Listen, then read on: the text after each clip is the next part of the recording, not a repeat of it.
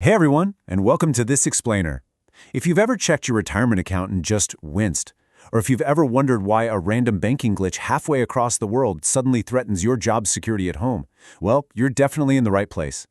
Today, we're dissecting a century of financial meltdowns, and we're going to use history as our guide to really understand the complex structure of our modern global economy. Here is our roadmap for today. We'll be covering 1. The anatomy of economic crises. 2. Demand shocks and debt bubbles. 3. Supply constraints and contagion. 4. The new era of fragmentation. 5. Greenflation and climate risks. And finally, 6. Learning from financial history. Right off the bat, we've got to ask a pretty fundamental question. Are financial crises just an unavoidable feature of global capitalism? I promise we're going to connect the dots between the Great Depression of 1929 and the sticker shock on your next electric vehicle. But first, think about this. Is inherent financial fragility a bug in the system, or is it actually a recurring feature of our market-based economies?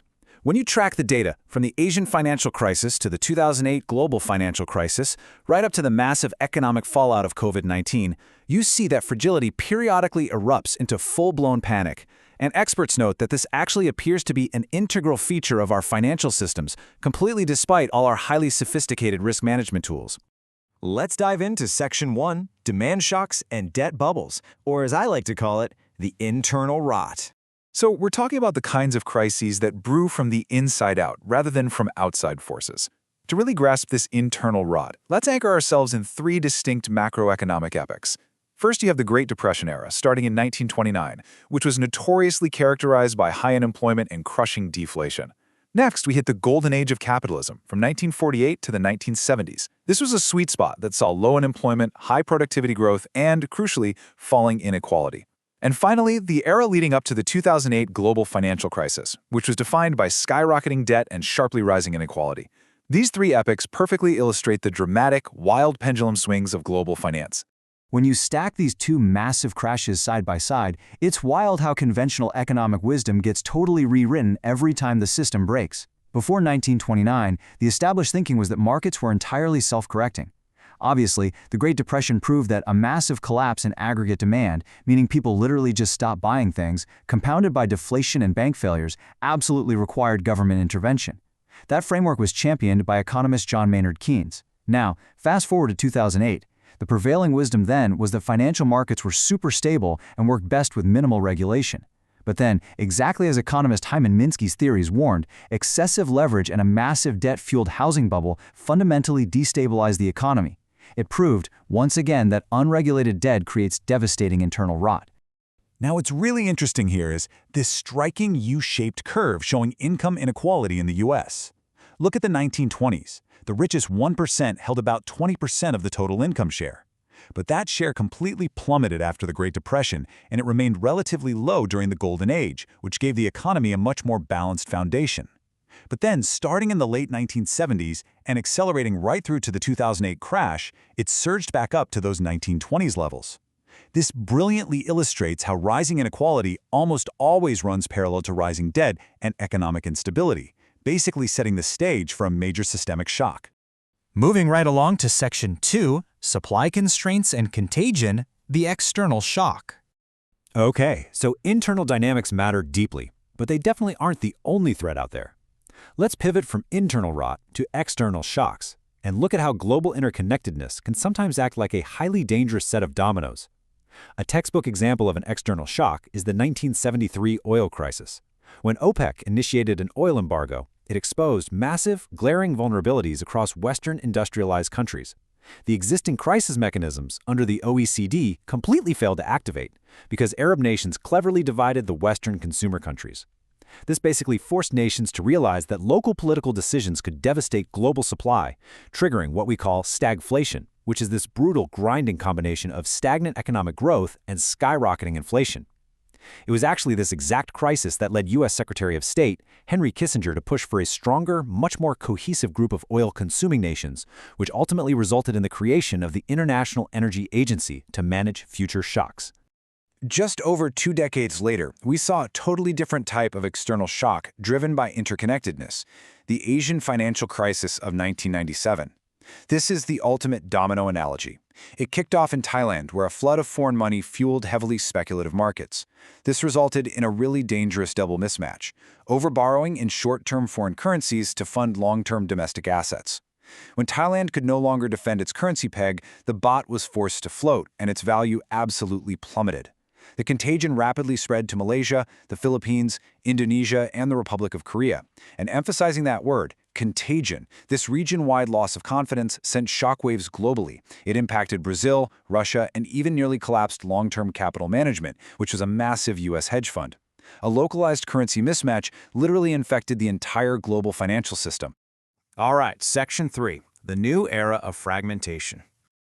For more than 3 decades, we basically relied on a relatively simple premise that economic efficiency would always outweigh political rivalry. But, well, that assumption is currently being violently fractured.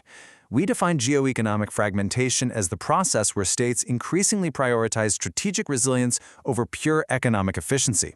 The frictionless globalization we all took for granted? It's ending. The US-China trade war, the massive supply chain disruptions we saw during the COVID-19 pandemic, the Russia-Ukraine conflict, they've collectively proven that deep global integration is no longer a guaranteed stabilizing force.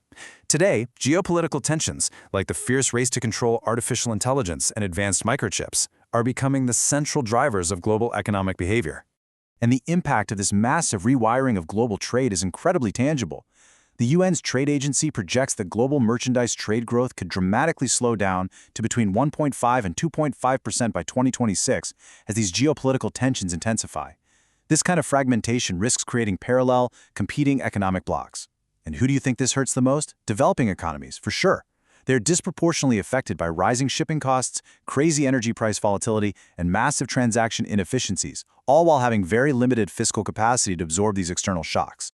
Which brings us to Section 4, Greenflation and Climate Risks.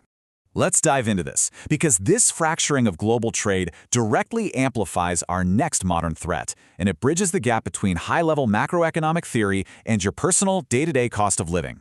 We are currently facing a new phenomenon called greenflation. This refers to the inflationary pressures specifically caused by the global transition to clean energy. Now, while decarbonization is environmentally vital, achieving it requires insane amounts of raw materials.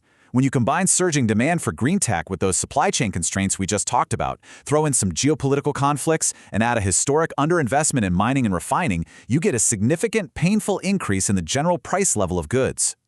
Just look at these pricing trends for critical minerals like lithium and cobalt. It's staggering.